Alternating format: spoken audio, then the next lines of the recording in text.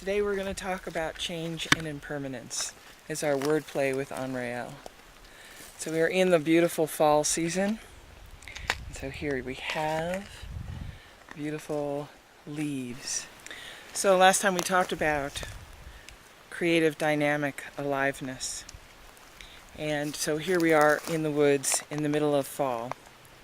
And we can't talk about creative dynamic aliveness if we're not talking about change and impermanence.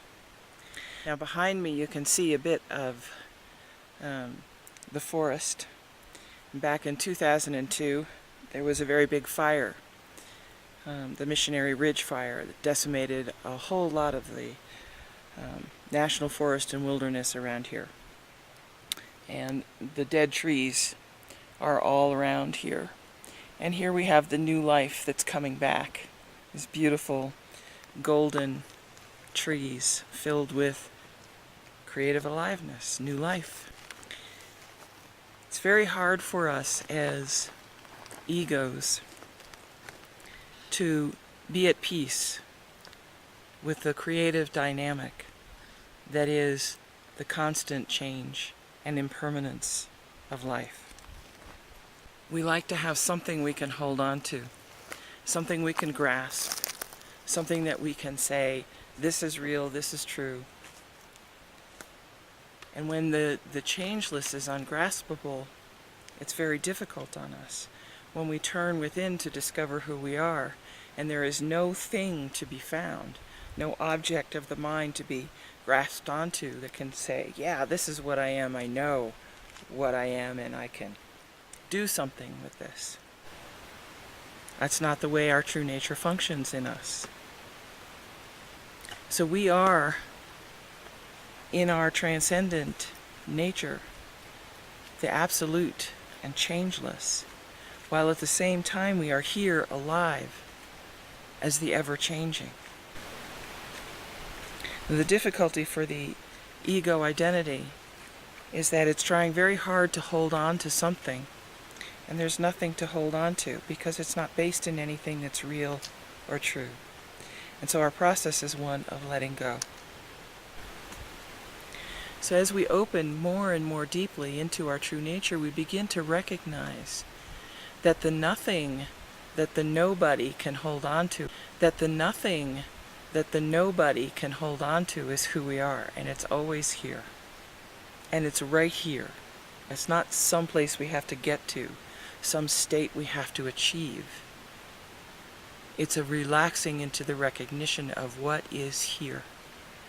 The here-ness of here, I like to call it. And when we recognize and our identity shifts out of the, recognition of I am somebody into the recognition that only this is and I this am, we can rest in the recognition that the changeless is who we are and is always at peace with itself in its ever-changing, ever-flowing, ever-moving, creative, dynamic life force. And in fact, instead of hoping for some better future someday, when we get it, when we've achieved something, when we found the perfect mate, when we've made enough money, when whatever it is, we begin to let go of all of that false hope.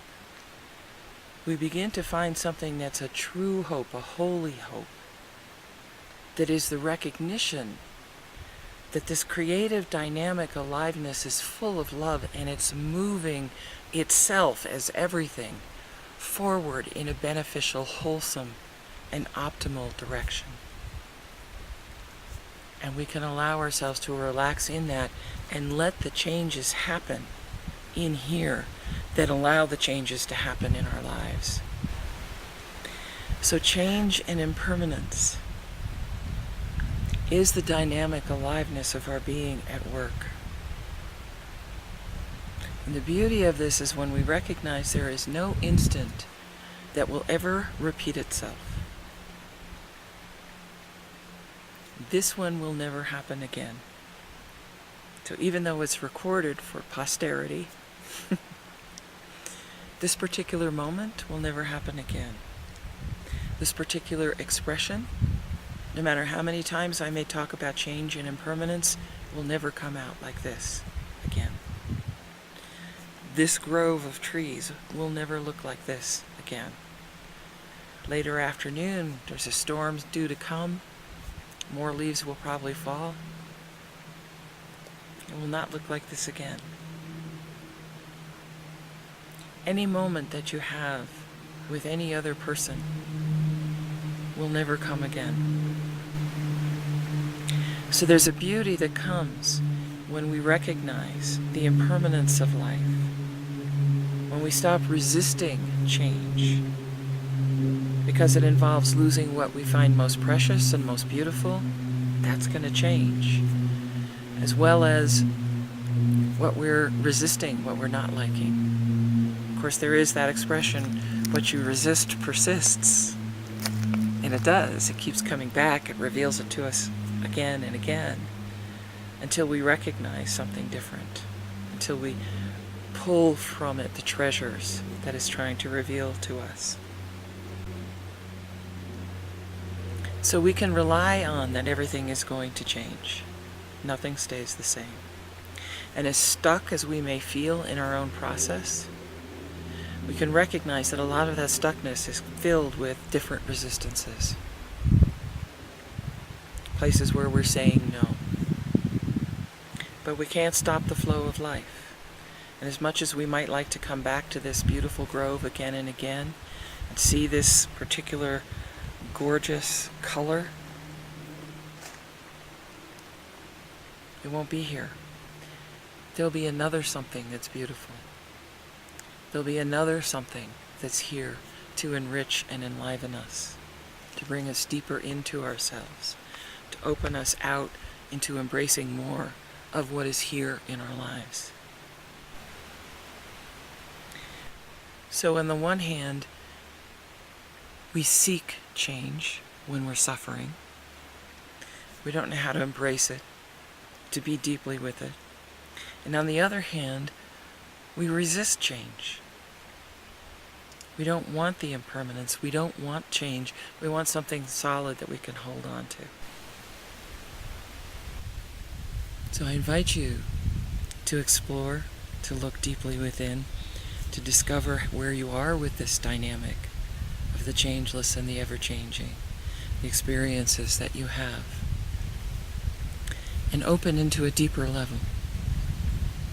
Inquire within. Discover that everything that can bring about the change that you are seeking is inside the experience you're wanting to change. You're not separate from anything. Everything that we need is within us and available. So may we open in the discovery of this.